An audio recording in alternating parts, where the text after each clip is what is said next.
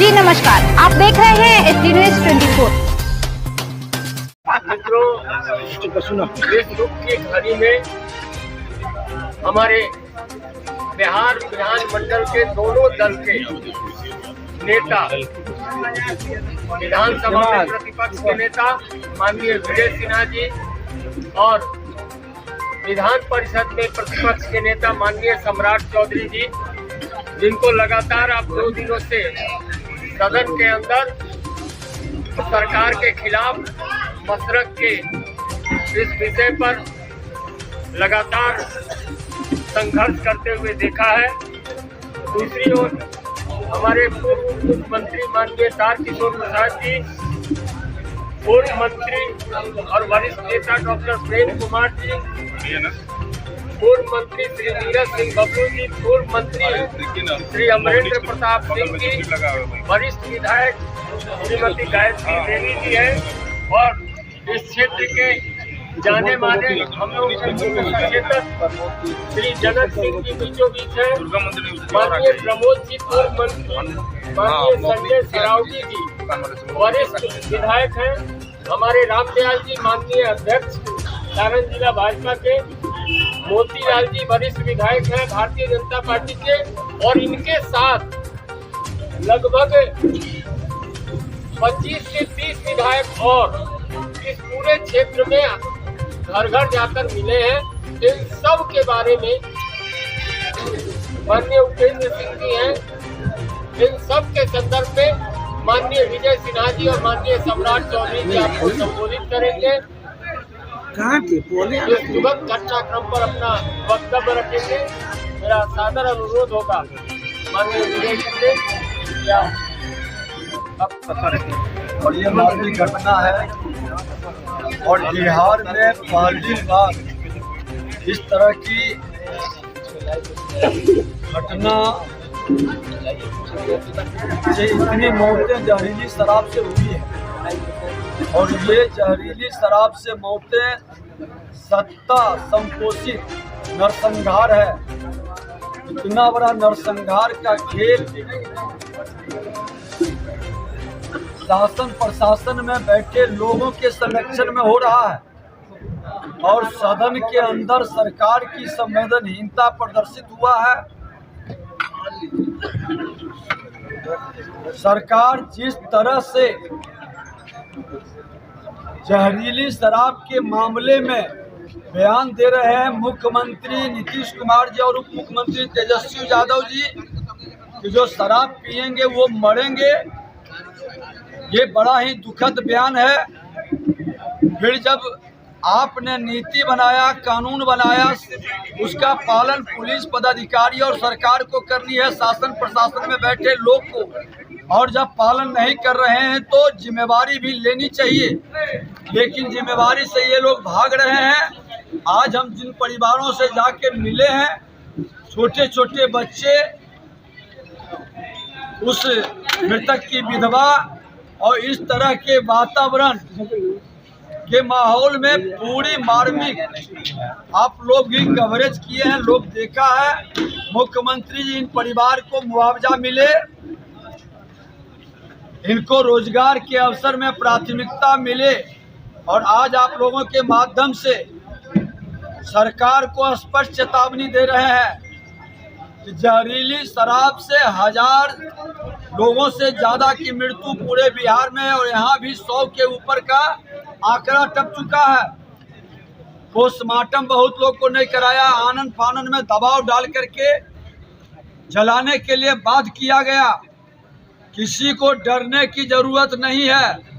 सरकार अपनी जिम्मेवारी, अपने प्रशासक की जिम्मेवारी तय करे और प्रशासन में बैठे लोग जिसके क्षेत्र में ये घटना घटी है, थाना प्रभारी, डीएसपी और एसपी, इनको बर्खास्त करे, इनकी संपत्ति जब्त करे, और इस तरह के जहां घटना घटित हुआ है उन लोगों पर पूरी तरह से जांच बैठाए। इस जांच की भी मांग करता हूं, हाईकोर्ट के जजेस से जांच करावे सरकार, कौन लोग दोषी है। और आपकी जब शराबबंदी की नीति फेल है, क्योंकि आप ही के लोग, आप ही के सरकार के लोग शराबबंदी को फेल करने में लगे हैं। अगर जो ऐसा नहीं है तो गोपालगंज में शराब बनाने वाले को आप उम्मीदवार क्यों बनाए? कुर्नी में शराब पीने वाले को उम्मीदवार क्यों बनाए? कई लोग जदयू राजद के लोग शराब माफिया के रूप में चिन्हित हुए हैं, पकड़ाए हैं। मुख्यमंत्री जी शराब माफिया को बचा रहे हैं, पैसे की उगाही दारू बालू में करा रहे हैं और गरीब कमजोर तबका दलित समाज के लोगों को आप जेल के अंदर भेज रहे हैं। पूरे बिहार के अंदर अराजकता का वातावरण है।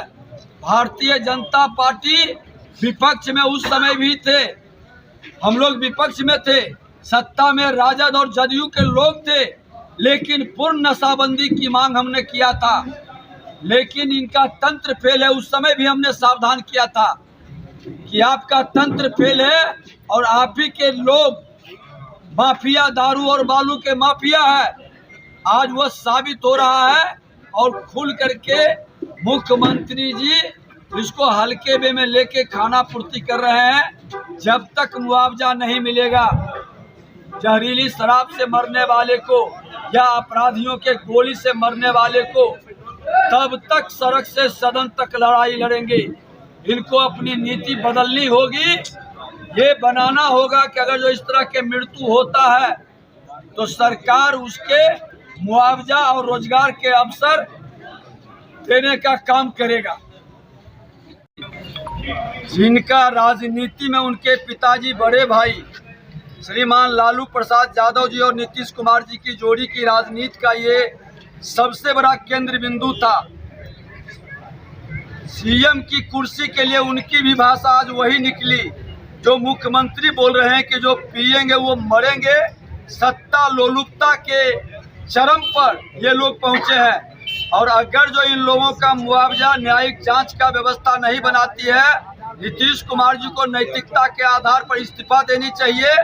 कल हम लोग गवर्नर साहब से मिलेंगे और यहाँ पर राष्ट्रपति शासन की मांग करेंगे अगर जो ये व्यवस्था नहीं बदलते हैं, क्योंकि ये सदन के अंदर भी आवाज को रोक रहे हैं, यहाँ भी लाशों को दबा रहे हैं, लोगों को डरा रहे हैं और एक तरह से भय का वातावरण बना रहे हैं।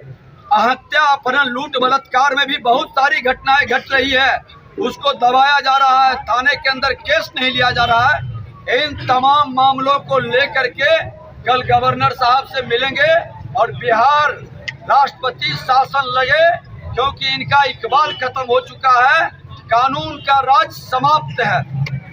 मुख्यमंत्री नीतीश कुमार जवाबदेही से पल्ला झाड़ रहे हैं। उन्होंने तो कहा जो पिएगा मरेगा। तेजस्वी यादव ने भी एक ही बात कही। ये दोनों आदमी को नैतिकता के आधार पर इस्तीफा देना चाहिए।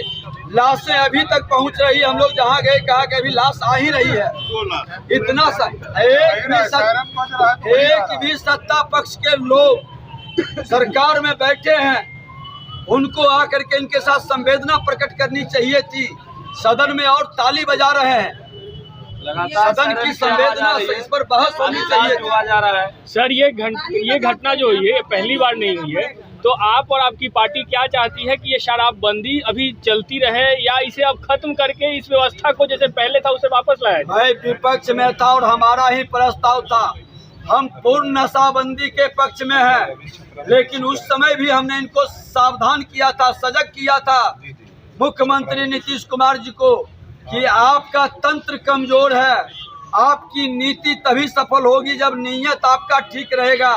मुख्यमंत्री जी, आपका नीयत साफ नहीं है। उसका सबसे बड़ा उदाहरण कि शराब माफिया को आप टिकट देके चुनाव लड़ाते हैं और गरीब को जेल भेजते हैं। ये दोहरा चरित्र बिहार में नहीं चलेगा।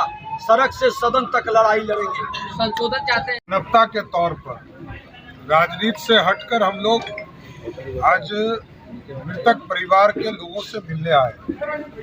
विधानसभा और विधान परिषद में पिछले 3 दिनों से पूरी भारतीय जनता पार्टी एनडीए के लोग ये मांग करते रहे नीतीश कुमार जी से कि इस पर जांच हो, इस पर कार्रवाई हो। और मैं तो यहाँ तक कहता हूँ, क्योंकि बिहार के मुख्यमंत्री नीतीश कुमार जी हैं और 6 वर्ष पहले ये कानून बना था 2016 में, और आज यदि कानून का राज स्थापित नहीं है, इसका सिर्फ और सिर्फ कोई दोषी है तो बिहार के मुख्यमंत्री और गृह मंत्री आदरणीय नीतीश कुमार। अब उनके खिलाफ जब आज सैकड़ों लोगों सेंचुरी मार दिया छपरा जिले में, हमारे गरीब साथी हम लोगों को छोड़कर चले गए और जिनको शराब पहुंचाने का काम यहाँ की पुलिस कर रही थी, तो स्पष्ट तौर पर मैं मांग करता हूँ कि नीतीश कुमार जी के खिलाफ प्राथमिकी दर्ज हो और नीतीश कुमार जी को ये जो 100 परिवार बेघर हुए, परिवार जिनका टूटा, उन लोगों को न्याय मिले और नीतीश कुमार जी को जेल भेजने का काम किया। और आप लोग तो देख रहे हैं नीतीश कुमार जी के खिलाफ जब विधानसभा में लोगों ने प्रश्न उठाया तो गुंडे की तरह नीतीश कुमार जी की बोली लोग आदर्श मानते थे, नीतीश कुमार जी की इज्जत करते थे बिहार में। आज क्योंकि वो गुंडों के साथ चले गए, गुंडे पार्टी के साथ चले गए, तो आज उनकी बोली भी गुंडे की तरह हो गई। तो हम तो मशरक और पूरे छपरा के लोगों से आग्रह करें, डरना नहीं है साथी। ये जो लोग भी जहरीली शराब से मरे हैं सबको चिन्हित कीजिए और पूरी भारतीय जनता पार्टी, पूरा परिवार आपके साथ है, आपके साथ कदम से कदम मिलाकर चलेगा। और जो लोग मरे हैं, इससे बड़ा दुर्भाग्य कुछ नहीं हो सकता। हम लोग, हमारे लोग चले गए, बिहार के लोग चले गए, बिहारी अस्मिता मरा है, ये कोई इंग्लैंड अमेरिका के लोग नहीं मरे हैं। नीतीश कुमार जी कर रहे हैं जो पिएगा मरेगा। अरे कौन मर रहा है? हमारा भाई मर रहा है, तो हमारे लोग मर रहे हैं। इसकी चिंता यदि मुख्यमंत्री जी आप नहीं कर सकते हैं तो आप विलंब तुरंत इस्तीफा देने का काम कीजिए। लगता है मुख्यमंत्री ने जिम्मेदारी एक चीज और कहना चाहेंगे।